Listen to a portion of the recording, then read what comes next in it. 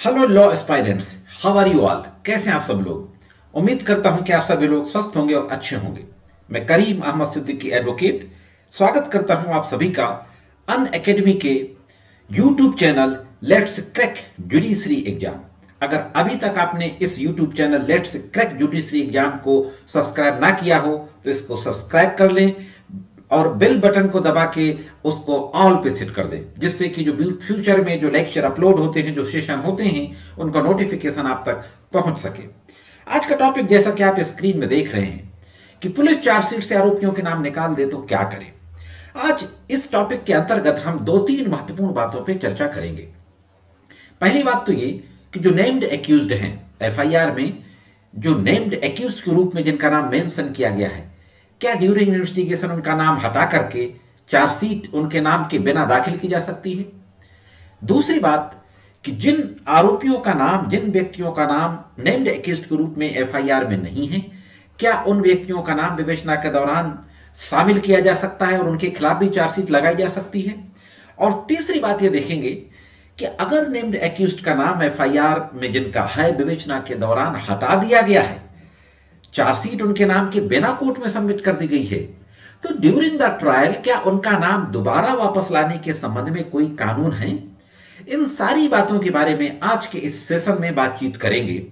इस बारे में बातचीत आगे बढ़ाएं उससे पहले अनअकैडमी के कुछ बहुत ही स्पेशल ऑफर के बारे में देख लेते हैं।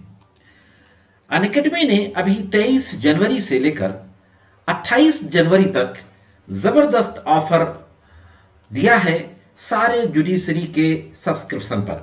जो भी अनअकैडमी के जुडिशरी के सब्सक्रिप्शन लेगा, उन सभी सब्सक्रिप्शन पर अनअकैडमी का 20% का ऑफर है। Celebrating Republic day, Republic day के ओकेजन पे 20% ऑफर आप के साथ ले सकते हैं जुडिशरी के सारे प्रिस्क्रिप्शन। 20% ऑफर। और आपको मैं अभी बता दूं कि 31 से 20% फी हाइक भी होने जा रही है।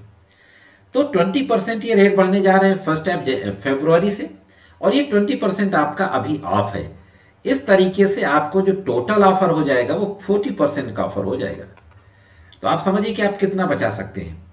आप 24 मंथ से लेकर के 6 मंथ तक के अलग अलग प्रिस्क्रिप्शन में 15,000 से लेकर 10,000 तक अलग अलग प्रिस्क्रिप्शन में आप सेविंग कर सकते हैं।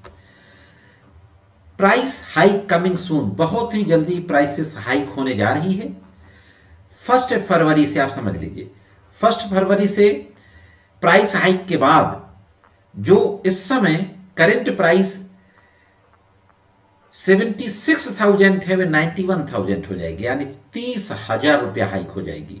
जो 64,000 है वो 77,000 हो जाएगी, यानी 25,000 बढ़ जाएगी। 52,000 है जो वो 63 हो जाएगी। करंट डिस्काउंट प्राइस 42 है, 21,000 ये हाइक हो जाएगी। करंट डिस्काउंट प्राइस भी आप देख रहे हैं। करंट डिस्काउंट प्राइस जो 23 है वो 28 हो जाएगी, अभी 19 है।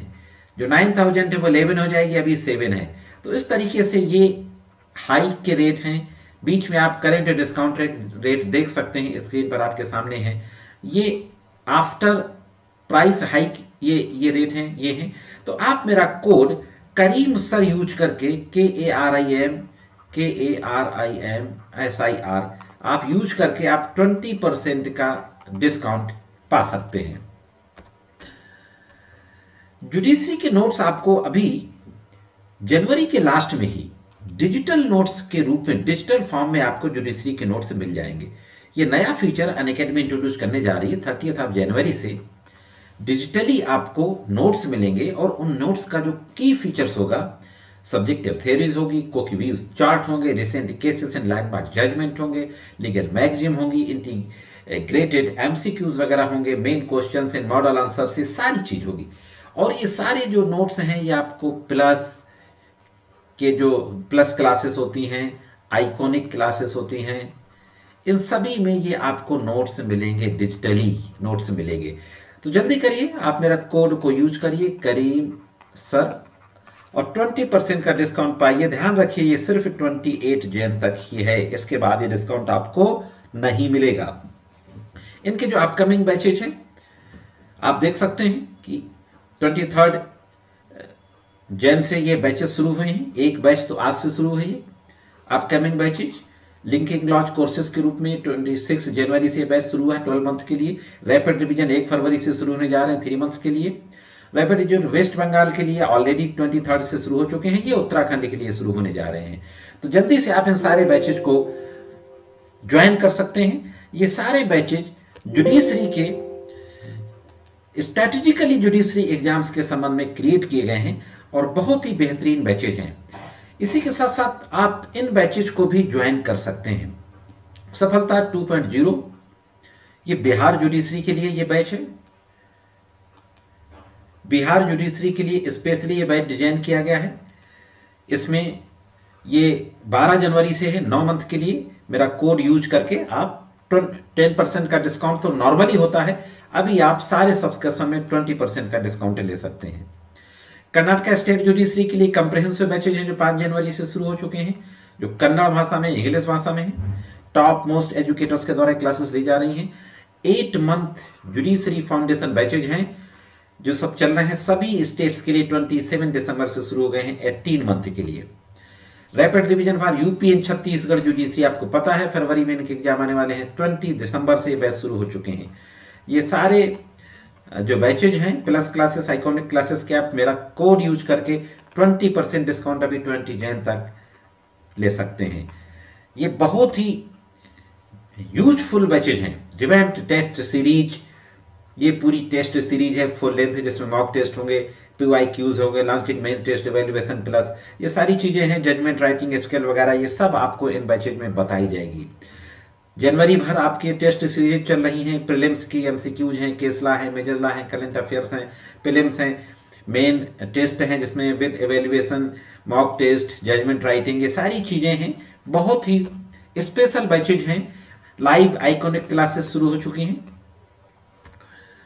इनकी करंट अफेयर्स की मैगजीन भी हर महीने निकलेगी।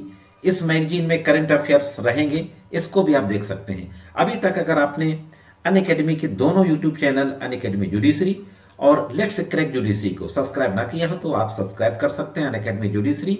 दूसरा जहां पे अभी आप ये सेशन देख रहे हैं लेट्स क्रैक जुडिशरी एग्जाम्स, इसको भी आप सब्सक्राइब कर सकते हैं। ओके, तो डियर एस्पायरेंट्स, आप अनअकैडमी के कुछ और चैनल्स हैं उनको भी, जैसे कि अनअकैडमी जुडिशरी PCSJ है, जुडिशरी वर्ल्ड है, लिंकिंग लॉज है, इन सारे चैनल्स को आप सब्सक्राइब कर सकते हैं, फॉलो कर सकते हैं। टेलीग्राम चैनल से भी आप जुड़ सकते हैं। शुरू करते हैं। आज का जो हमारा टॉपिक है कि नेम्ड एक्यूज्ड के नाम, जिनके नाम FIR में है, अगर उनके नाम विवेचना के दौरान इन्वेस्टिगेटिंग ऑफिसर निकाल देता है तो उनका नाम क्या दोबारा लाया जा सकता है, इस संबंध में कानून क्या कहता है, आज डिटेल में इस संबंध में बातचीत करते हैं। साथियों, सबसे पहले हम कॉग्निजेबल ऑफेंस से शुरुआत करते हैं। कहीं पर भी कॉग्निजेबल ऑफेंस किसी के द्वारा भी कमिट किया जाता है तो कॉग्निजेबल ऑफेंस कमिट होने के बाद उस ऑफेंस की इंफॉर्मेशन दर्ज कराई जाती है। कहीं पर भी कॉग्निजेबल ऑफेंस कमिट हुआ, कॉग्निजेबल ऑफेंस कमिट हुआ तो उसकी इंफॉर्मेशन दर्ज कराई जाएगी। ये इंफॉर्मेशन 154 CRPC में दर्ज कराई जाती है, जिसको हम बोलते हैं FIR, फर्स्ट इंफॉर्मेशन रिपोर्ट। अब फर्स्ट इंफॉर्मेशन रिपोर्ट में होता क्या है, जो घटना घटित होती है उसका विवरण होता है, उसकी डिटेल होती है कि अमुक समय पे अमुक व्यक्तियों के द्वारा मारपीट की गई, गाली गलौज किया गया, फला फला घटना कमिट की गई, पूरी डिटेल होती है। समय होता है, टाइम ऑफ इंसिडेंट होता है, प्लेस ऑफ इंसिडेंट होता है, उन व्यक्तियों के नाम होते हैं। अगर उन व्यक्तियों के नाम नहीं जानते तो फिर अज्ञात में FIR होती है। जैसे जो हाईवे में घटनाएं होती हैं, टाइम वक्त बेवक्त जो लूट डकैती की घटनाएं होती हैं, उनमें आरोपियों के नाम पता नहीं होते तो वो अज्ञात में होती हैं, अननोन में FIR होती हैं। नॉर्मली अगर आपका कोई लड़ाई झगड़ा है तो आप वहां पर नेम्ड FIR दर्ज कराते हैं,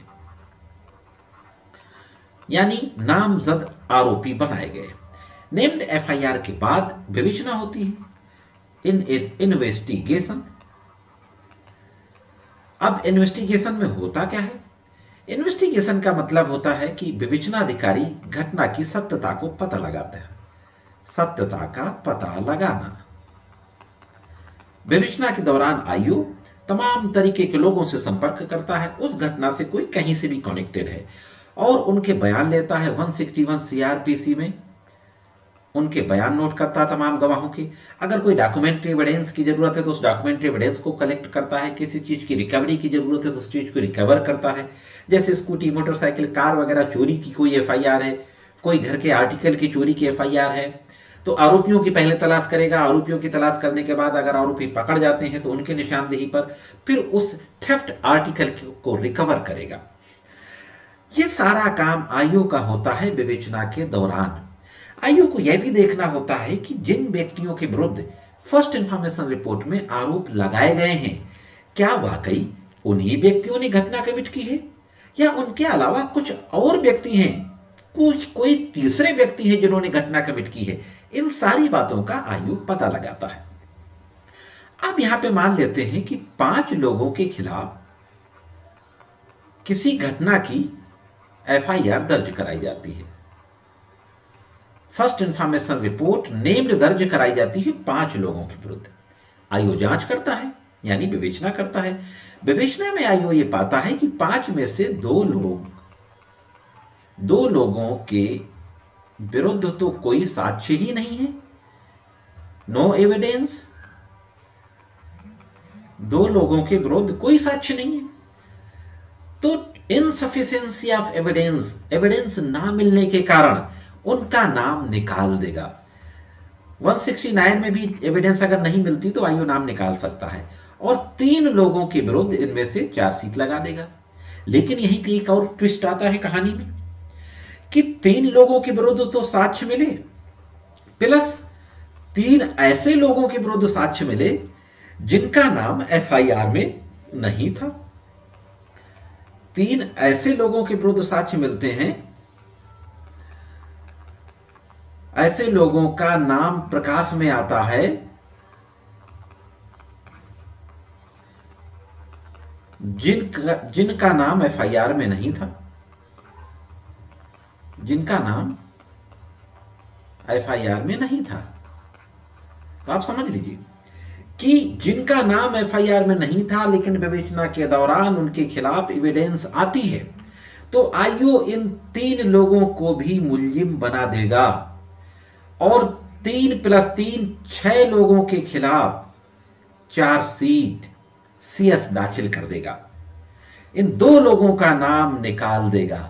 एक यहीं पे और सिचुएशन होती है कि विवेचना में इन 5 लोगों के खिलाफ कोई साक्ष्य नहीं मिलता।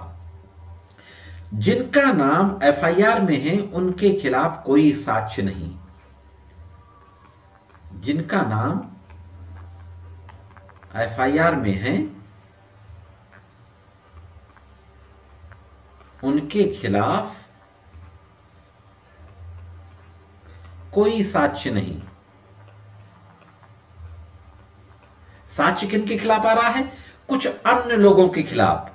अन्य लोगों में से 2 हो सकते हैं, 3 हो सकते हैं, अन्य व्यक्तियों में से संख्या कितनी भी हो सकती है, संख्या डजंट मैटर, संख्या कोई मैटर नहीं करती है। तो जो अन्य व्यक्तियों के जो नाम प्रकाश में आते हैं उनके खिलाफ साक्ष्य आता है, तो पुलिस इन 5 नेम्ड अभियुक्तों का नाम विवेचना के दौरान रिमूव कर सकती है, निकाल सकती है, और किनके खिलाफ चार्जशीट लगा सकती है? इन अन्य व्यक्तियों के नाम जिनके नाम विवेचना के दौरान प्रकाश में आए, इनके नाम एफआईआर उसमें विवेचना में शामिल करके वो चार्जशीट लगा सकती है। तो एक बात यहां पे क्लियर हो गई कि इन्वेस्टिगेटिंग ऑफिसर किसी का भी नाम विवेचना के दौरान सबूत पाए जाने पर ला सकता है, शामिल कर सकता है। किसी ऐसे व्यक्ति का नाम शामिल कर सकता है जिसका नाम एफआईआर में नहीं है, और ऐसे आरोपी का नाम जिसका एफआईआर में है, विवेचना के दौरान उसके खिलाफ घटना से संबंधित कोई एविडेंस नहीं पाई जाती, तो उसका नाम आयोग निकाल सकता है विवेचना के दौरान। किसी का नाम घटा सकता है, बढ़ा सकता है, हटा सकता है, शामिल कर सकता है, on the basis of evidence. बस उसके खिलाफ एविडेंस आनी चाहिए। बाकी आईओ से इन्वेस्टिगेशन के जुरिस्डिक्शन के संबंध में किसी तरीके का कोई सवाल नहीं किया जाएगा। No question.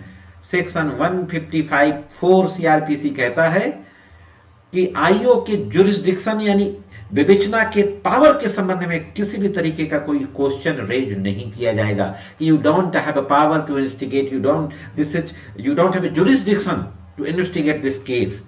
No question raise. हां, इंटरफियर कोई नहीं कर सकता, कोर्ट मॉनिटर जरूर कर सकती है विवेचना की। विवेचना की मॉनिटरिंग की जा सकती है और विवेचना की मॉनिटरिंग के लिए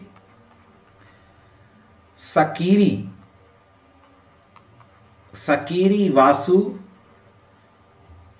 वर्सेज स्टेट एक केस आया था जिसमें सुप्रीम कोर्ट ने कहा था कि विवेचना की मॉनिटरिंग की जा सकती है।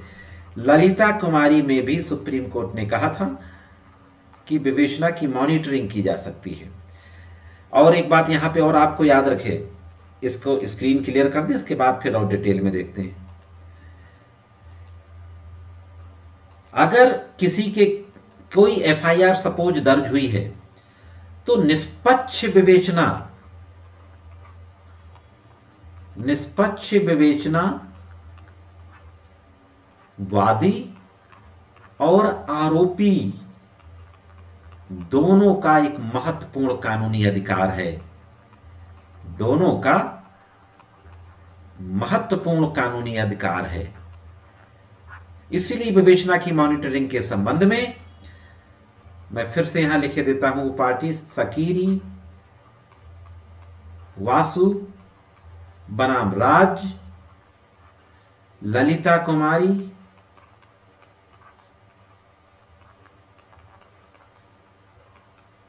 बनाम राज्य के मामलों में सुप्रीम कोर्ट के द्वारा कहा गया कि मजिस्ट्रेट विवेचना की मॉनिटरिंग कर सकता है। मजिस्ट्रेट हर वह ऑर्डर कर सकता है जो फेयर एंड प्रॉपर इन्वेस्टिगेशन को इंश्योर करे। फेयर एंड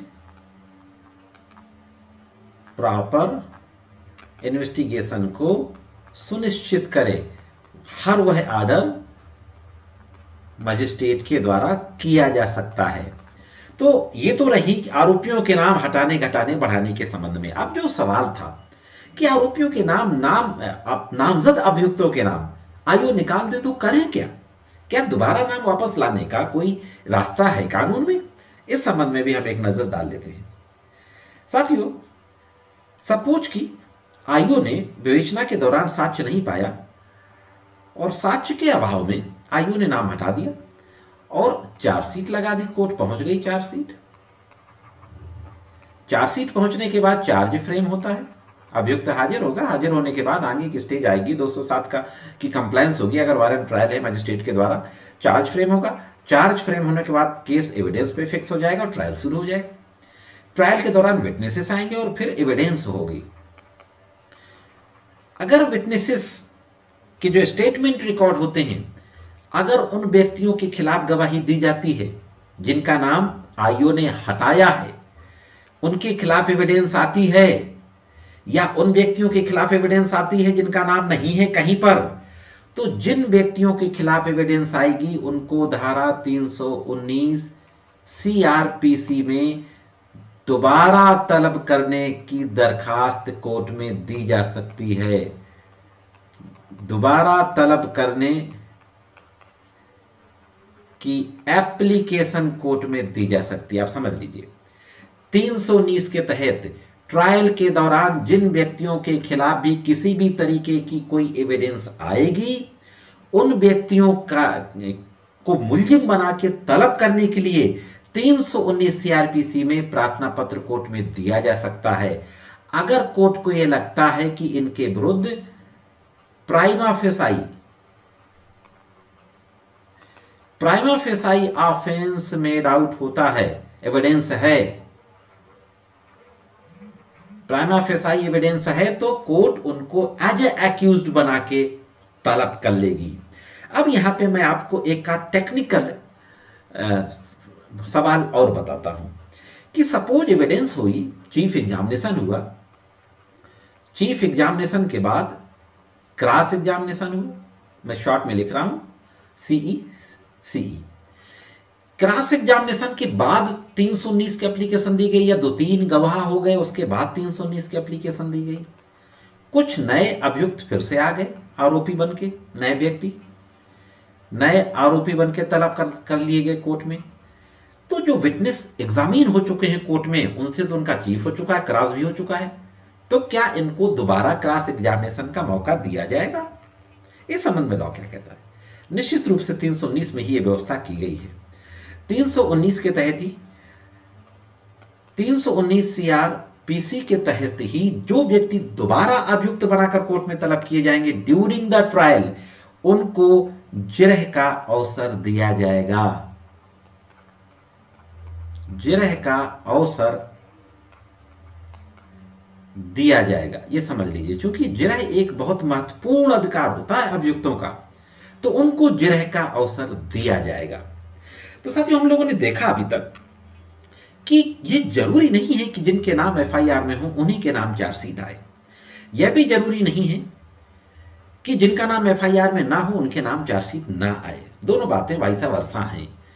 कुल मिलाकर के कि विवेचना के दौरान जिन व्यक्तियों के खिलाफ किसी भी तरीके की एविडेंस आएगी, उन व्यक्तियों के नाम चार्जशीट में आ सकता है। एविडेंस पे डिपेंड करता है। अब यहां पर एक सिचुएशन और आती है। वो सिचुएशन ये है कि मान लीजिए एफआईआर दर्ज होती है 325, 324, 307 वगैरह में एफआईआर दर्ज होती है। आयोग को विवेचना के दौरान पता चलता है कि 325 का तो कोई एविडेंस है ही नहीं, नो एविडेंस।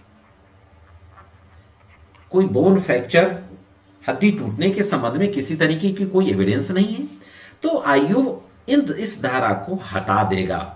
जिस तरीके से investigating officer during the investigation evidence के बेसिस पर किसी भी व्यक्ति का नाम हटा सकता है, बढ़ा सकता है, घटा सकता है, उसी तरीके से एविडेंस के बेसिस पर किसी भी आरोप की धारा को हटा सकता है, घटा सकता है, बढ़ा सकता है। आप ये समझ लीजिए, कोई भी धारा हटा सकता है। और सपोज कि कोई ऐसी धारा है 452 की धारा की एविडेंस आ गई विवेचना के दौरान, क्रिमिनल हाउस ट्रेसपास, तो इस धारा को वो ऐड कर सकता है।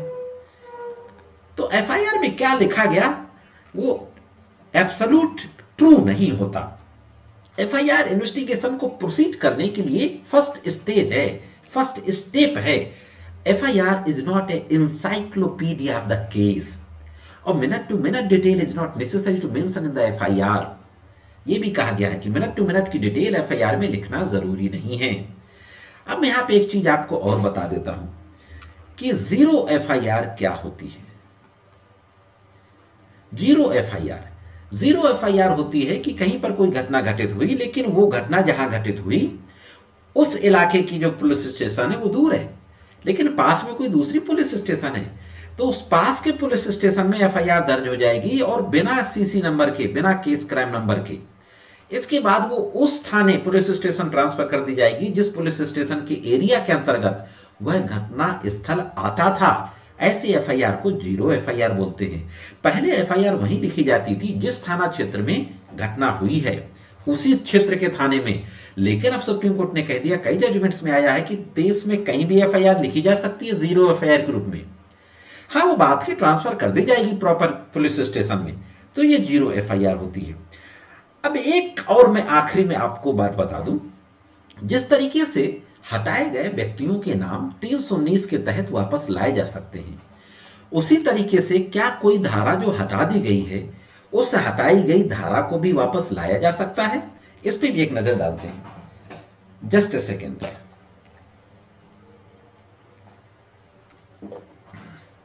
Sorry for interruption. तो साथियों, ट्रायल के दौरान ही अगर एविडेंस आती है,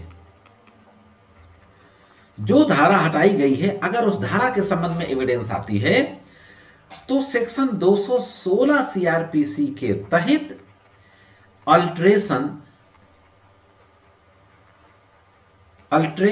ऑफ चार्ज की दरखास्त कोर्ट में दी जा सकती है कि चार्ज को अल्टर किया जाए।